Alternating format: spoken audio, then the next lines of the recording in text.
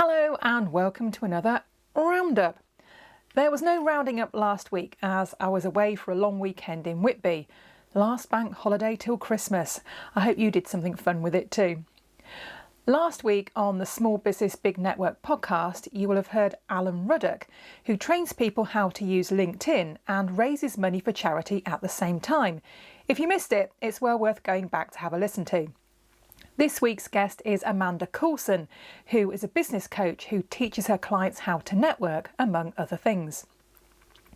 I've also recorded a few future episodes over the last couple of weeks with Naomi Riches, who's a Paralympic rower who is now a performance coach and motivational speaker, Babs Vinden Cantrell, who's an army recruiter, coach and children's author, Rachel Moore, who's a social media consultant, and Justin Charlton-Jones, who's an action coach, so there's lots to look forward to. I'm still attending David O'Brien's excellent networking group Net for Biz every week, and this week's topic of conversation was competition and who it is that you're in competition with. It's not always other businesses. You're also competing against the client potentially doing the job themselves or simply not doing it at all.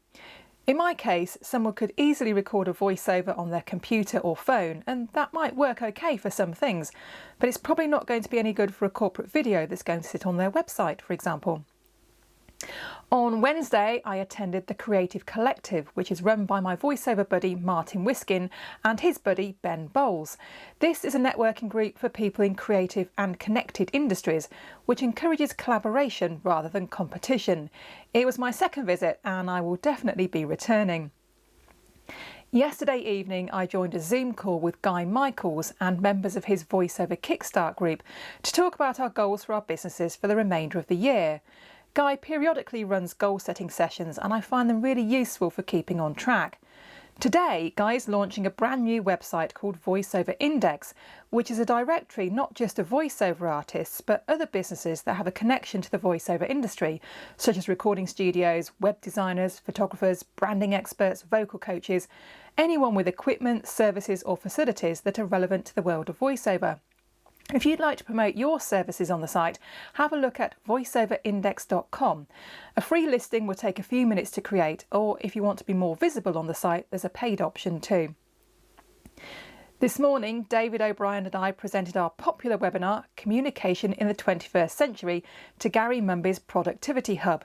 We'll be doing it again in December, so if you're a small business in the Greater Lincolnshire region and would like to get access to loads of free and useful webinars like this one, there are still places on the programme. Just get in touch with Gary Mumby. That's all for this week, but do join me again next Friday for another Roundup.